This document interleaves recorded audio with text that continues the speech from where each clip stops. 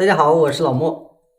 天气一热，馒头就蒸不好的朋友请注意，这个视频教你7点技巧，让你做馒头蓬松又柔软，不起泡皱皮，不硬壳。首先一点，大家要知道，气温越高，发酵的速度越快，所以酵母用量一定要降低。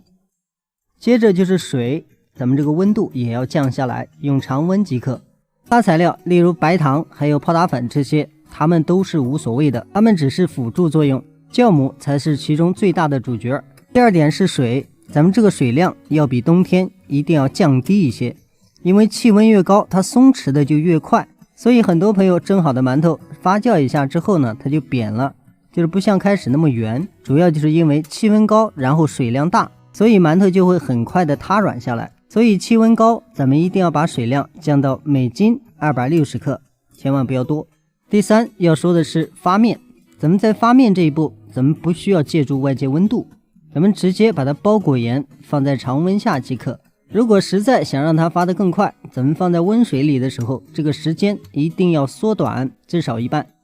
第四，發好的麵團如果不小心發旺了，就像目前咱們畫面中這樣，聞起來有一絲絲的酸味兒，這個時候就是發的比較過。像這種情況呢，咱們在後面揉製的時候一定要延長時間。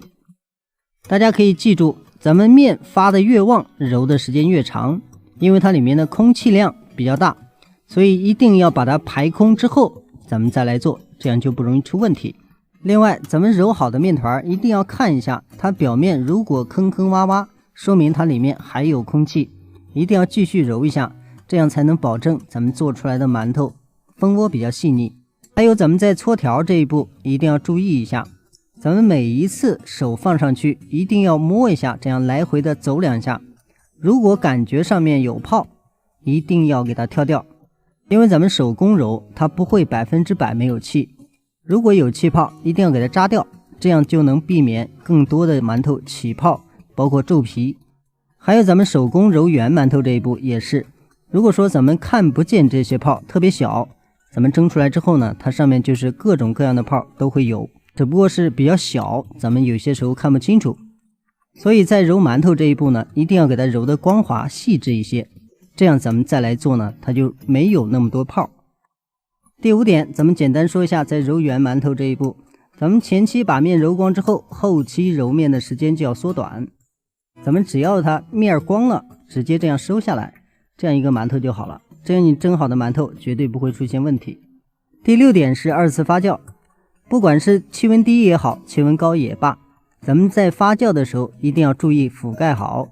蓋嚴之後，這樣讓它避免接觸空氣，它表面就沒有硬殼，也不會出現皮心分離的問題。2次發酵完成之後，大家可以輕點一下這個饅頭。大家看一下，咱們點下去這個坑呢，半天不會起來，就說明沒有完全發好。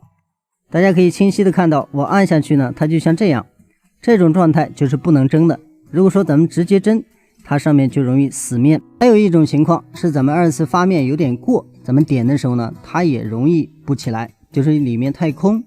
正常的狀態，咱們用手點一下，它能夠緩慢且完整的恢復。這個狀態才 OK。咱們也可以檢查一下這個切邊，它不是變得更鼓，而是變得稍微有點圓潤，這個就是 OK 的。第7點是蒸饅頭，咱們很多朋友不注意用火，蒸饅頭用火呢有2個條件。第一個，如果說饅頭發的欠佳，咱們可以用中火慢慢的燒5分鐘，然後再大火。如果2次發酵的非常好，這時候就直接用大火，千萬不要小火。然後很多朋友關心像這樣起泡，這主要是咱們手法的問題，就咱們揉麵的時候呢，揉得不夠緊實，它就會出現這種問題。還有一個，咱們蒸好的饅頭發硬，有2個原因。第一呢是麵和得偏硬了，第二是咱們暴露空氣下時間太長引起的風乾。保存饅頭最好是留有一點點的溫度再包起來，這樣能夠極大程度的保留水分，咱們放一下它也不會發硬變乾。咱們的視頻就到這裡，再次感謝您的支持和觀看，咱們下期視頻